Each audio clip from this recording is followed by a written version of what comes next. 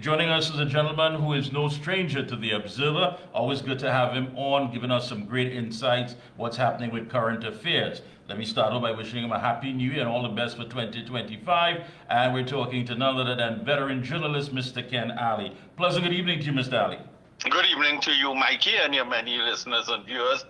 Best wishes to you and everyone around for a highly successful and a safe 2025. Yes, indeed. It's going to be quite a year, we must say. A lot of activity. And again, I want to say hats off to you and your writing that's keeping us up to date with everything and the way you connect the dots. It's quite easy for us to have a clear idea of what's transpiring, especially in current affairs.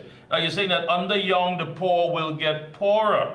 You said that Stuart Young is expected to be a big business prime minister with his family's entrepreneurial background and his own entrenched commercial interests, and is likely to become an even greater facilitator of large corporations than Dr. Keith Rowley. I mean, this is not good news. I mean, we have spoken about for the past 9 years how disconnected to the average citizen that this government seems to be, not having a level of understanding of what it is that the average person goes out there.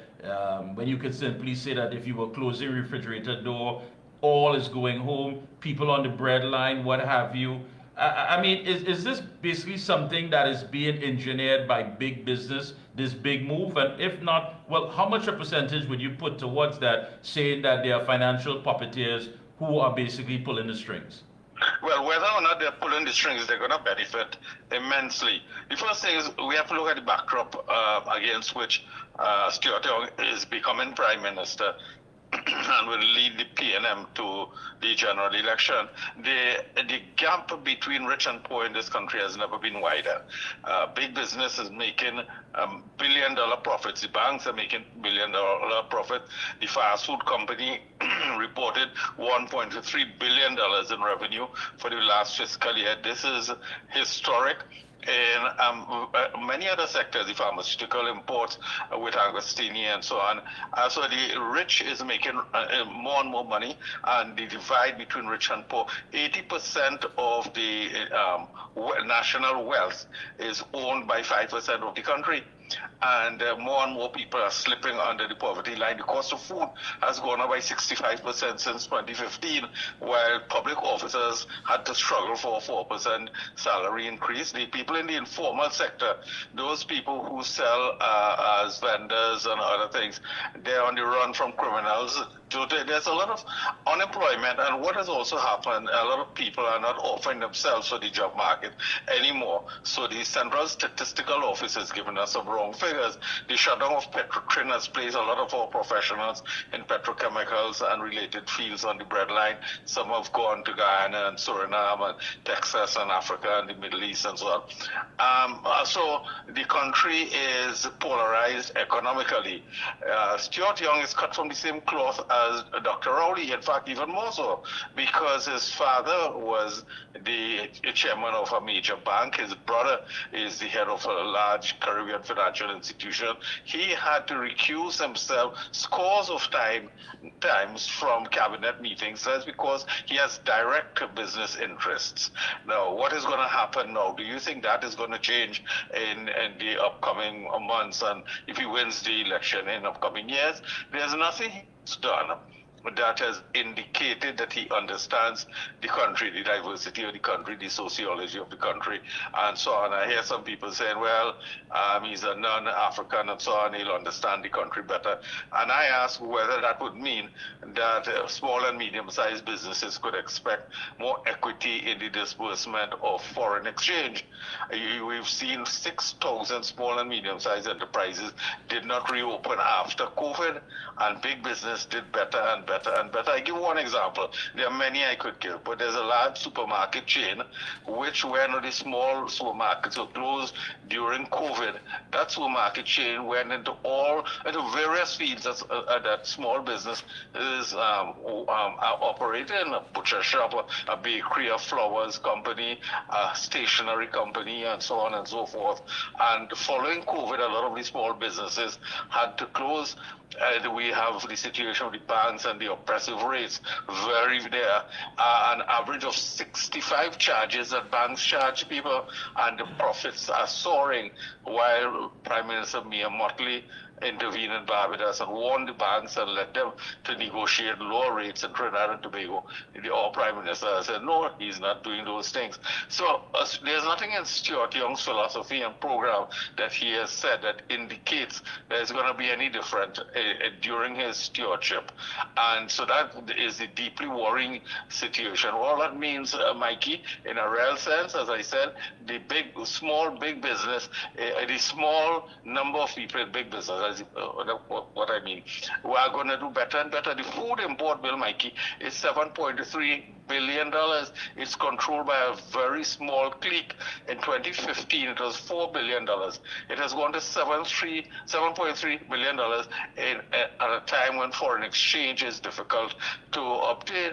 The CARICOM came up with something called Caribbean Food Plan, where they would reduce the food import bill in the Caribbean by 25% by 2025.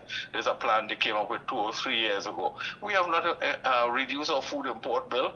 The food importation, like I said, is done by a tiny group of big businesses in this country.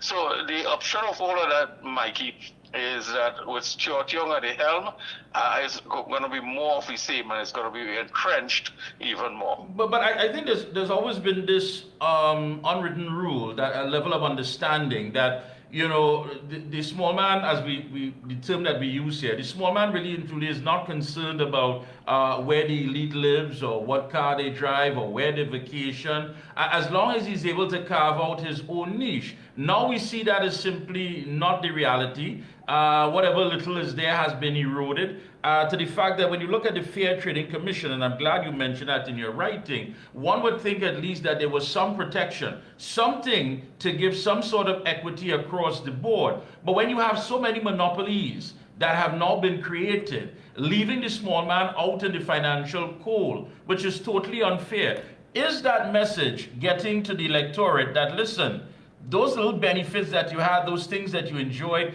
that entrepreneurial spirit that you may have because you're tired of working and you say to yourself, I have a great business idea, but how much of it is going to become a reality for you if it is you're being jostled out of the entire thing? Yeah, and if you're denied the opportunities, and you're correct in saying the small man has never bothered about the quality of life of the big man. They understand in any society there would be the movers and shakers and the investors and big entrepreneurs and so on. But when they are being chiseled out more and more and more, and they're the edge of society with high unemployment, high cost of living, rent has gone up, the cost of transportation. Remember, fuel prices went up 5 times. When fuel prices go up, the cost of food delivery goes up. Right? We've had like rent has gone up, and all the matters that impact the small man has gone up in the last few years.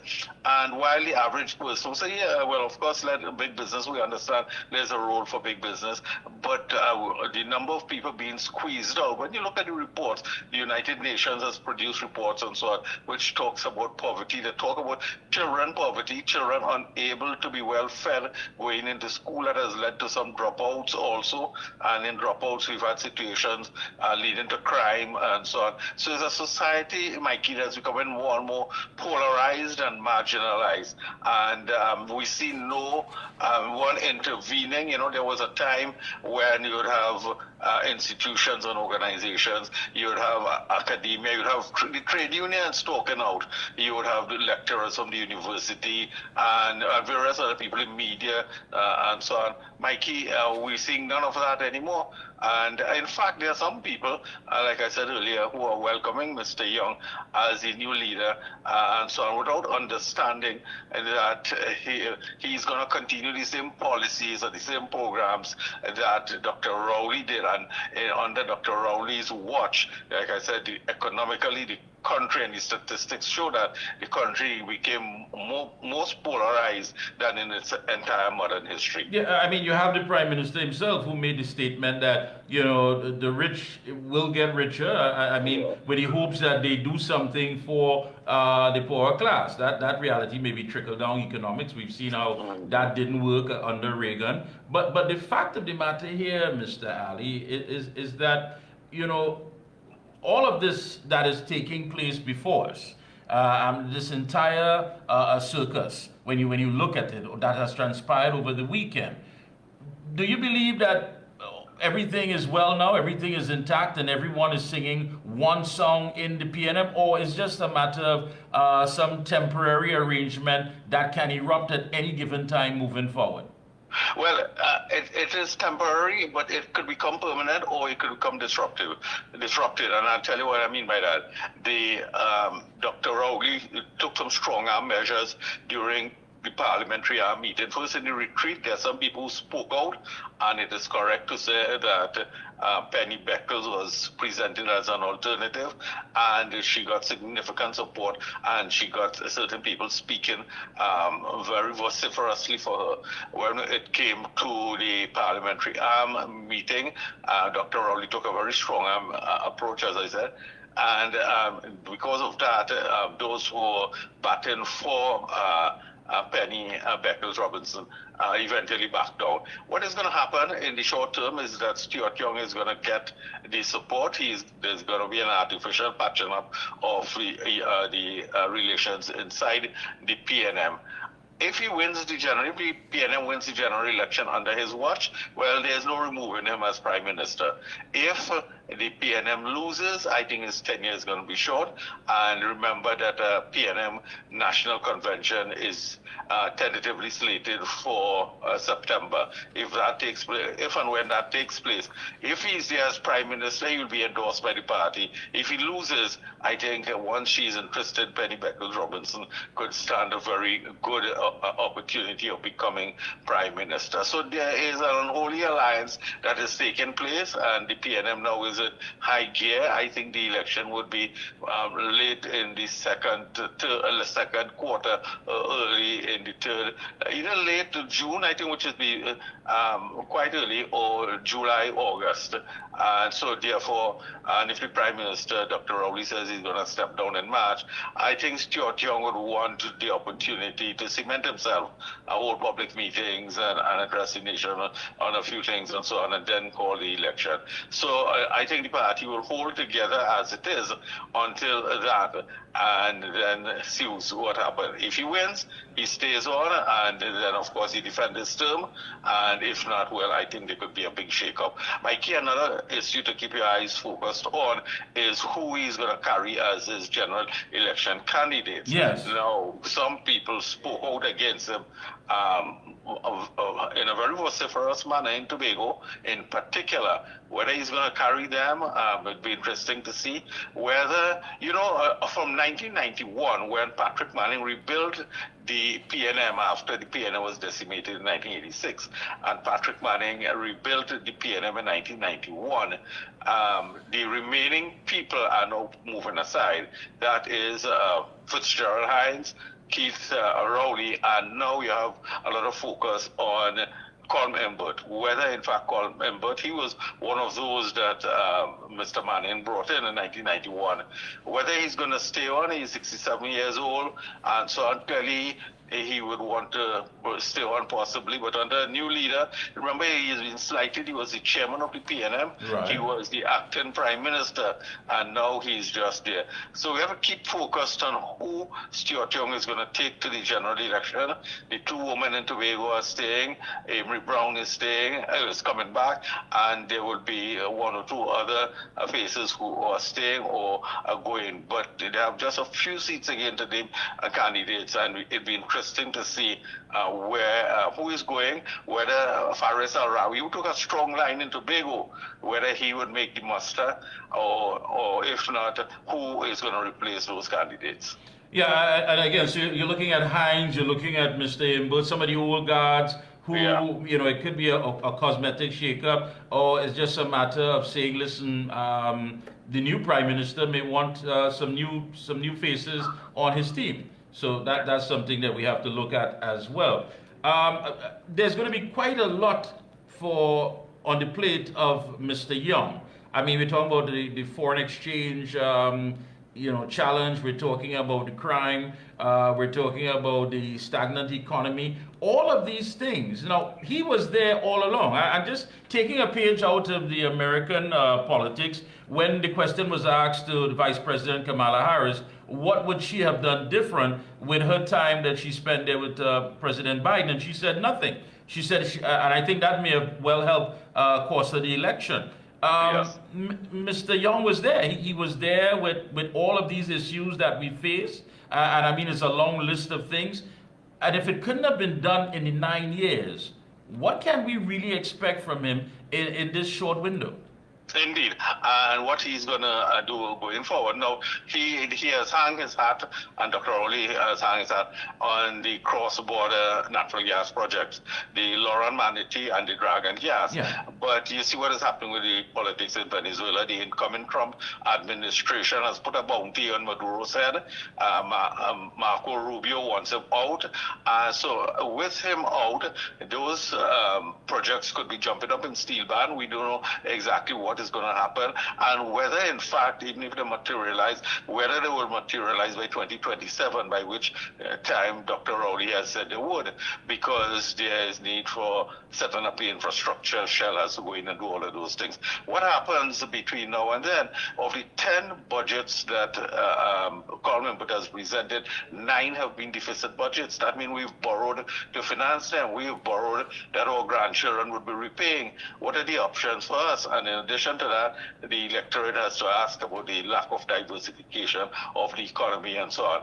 So all of that suggests that it will be more of the same, and that Stuart Young, who is very intimate with those cross-border projects. Remember, there was a time he was with Venezuela every week. Yeah. So he's quite familiar with that. I think he would use that as a major campaign theme, that listen, in 2 years' time, we're going to make this thing happen, and all of us will be singing and dancing in the streets. We're not quite sure that it's going to happen. You see what the politics is, and so on. So all of those are the issues I think the opposition could hit him with, that he doesn't have a plan. He was part of the team for all this time. And you're right, Kamala Harris lost the election when she said, I would not have done anything differently. And Trump hit on that and showed a number of areas in which the policies could have been much more forthcoming, including in the economy. Yeah. So he can't extricate himself from being a key man under Rowley. He was a vital person. He was a minister in the office of the Prime Minister. Acting Prime Minister, even before. Chairman of the ruling party. That's right. Minister of Energy. That's right. Yes. So there's quite a lot on his plate moving forward. So I guess that they would want, of course, ring that bell before the electorate realizes that, listen, basically there's not much change coming. So what we're looking at here is a time frame that is very tight. A lot has to be done. I mean, smokes and mirrors, yes, that will be added. But the reality of it, would they be able to elevate the lives of the citizenry? And that's the key thing. And they will make promises. If you revisit the 2015 General Election Manifesto, it speaks of a whole range of things, many of which were not delivered, including and in particular the situation with crime. They said they would use a whole of government approach to solve crime. Look where we are now. The Prime Minister saying that the police officers closed the police station. Yeah. And Mikey, that is almost similar to what's been happening in Haiti. In Haiti, they call it anarchy and a failed state. So all of that also is under the watch of Stuart Young. He was also Minister of National Security for several years. So interesting times, my friend. Any closing comment? Go right ahead. Yes, indeed. Over the next few weeks and months, will be critical in determining what happens to the country over the next 5 years. We've raised some of the critical issues. It'll be interesting to see how the opposition plays it and how the electorate responds. I think the opposition has a responsibility to be vigorous in how it prosecutes these issues. But over the next few months, Mikey, would be extremely critical for us as we move forward. So true. Thank you so much again. Always great to have you on, and we'll be checking in with you periodically. Keep up the good work and keep it going. Keep flowing with that. Thank you for having me. Thanks you so much.